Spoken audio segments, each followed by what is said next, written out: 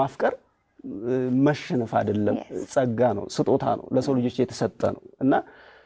እኔ አሁን ለማሂ የሚሰማኝ ስሜት በሙሉ ነበር ምነግራት ምንም ነገር ሳልደብቅ የሚሰማኝ ስሜት አንዳንድ ሴቶች አሉ እንዳለመታደል ሆኖ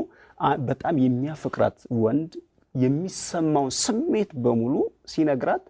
ስሌቭ ለማድረግ የምትሞክር just የኔ ባሪያ ነው ብላ የምታስብ አይነት ሴት አይቻጋል ገብሻል በጣም ስለሚወዳት ስለሚያፈቅራት ዋጋ ስለሚከፍልላት እያንዳንዱ ሞመንት በግልጽ ስለሚያስረዳት የትም አይሄድም የኔ ስረኛ ነው አይነት እሷ ራሷ አሁን የራሷ አእምሮ ስረኛ ነች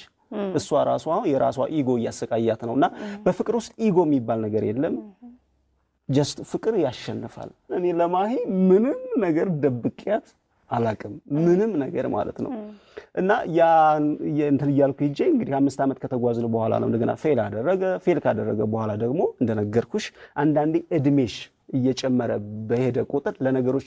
ለነገሮች ያለሽ መረዳት እያደገ ነው የሚመጣው የሚገርምሽ በዛ የህይወት ትራክ ውስጥ ሆኜ እግዚአብሔር ምስክሬ ነው ማለት አስባት ግን ኦሬዲ ነገሩ እኮ ሞቷል አይደል ግንኙነቱ ተቋርጧል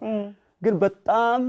ስለመወዳትና ስለማፈቅራት በቃ አስባታለሁ አሰላስላታለሁ ፊል አረጋታለሁ ያ ድሮ የነበረው ስሜት እንደውም ያ እውነት ነው እሷን ወደኔ የሳባት ብዬ ማስበው ማለት ነውና መጨረሻ ላይ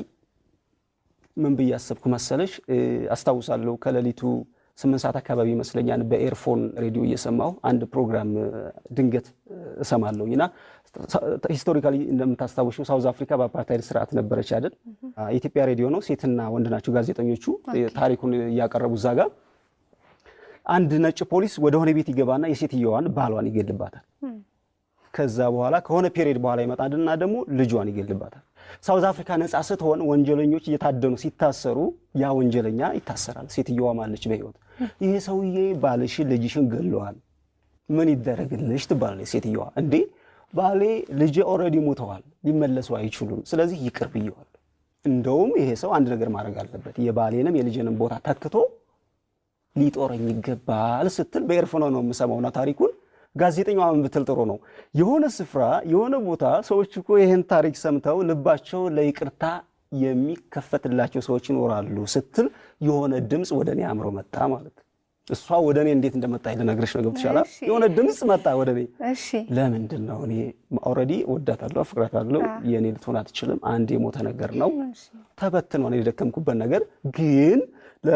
ደውዬ ለምን ኤክስኪውዝ አላላትም ብያሰብ ያ ታሪክ የጋዜጠኛዋ ንግግርና ታሪኩ ነው ያ ድምጽ የፈጠረው ውስጤ ላይ ልቤ ላይ ማለት ነው በነገታው ነው ገብተሻላ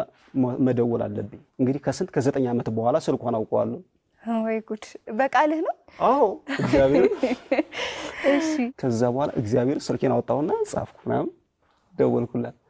ጥያቄ ምን እንግዲህ ኢማጂን ከ9 አመት በኋላ በጣም ከባድ እኮ አዎ በጣም 9 አመት በጣም እንዴት ደወልክ አለች እንዴት ደወልክ በሚለው ጥያቄ ውስጥ አንድ ነገር ነው የተረዳሁት ይደውላል ብላ ኤክስፔክት አድርግ ነበር ማለት ቅድስት አርሴማ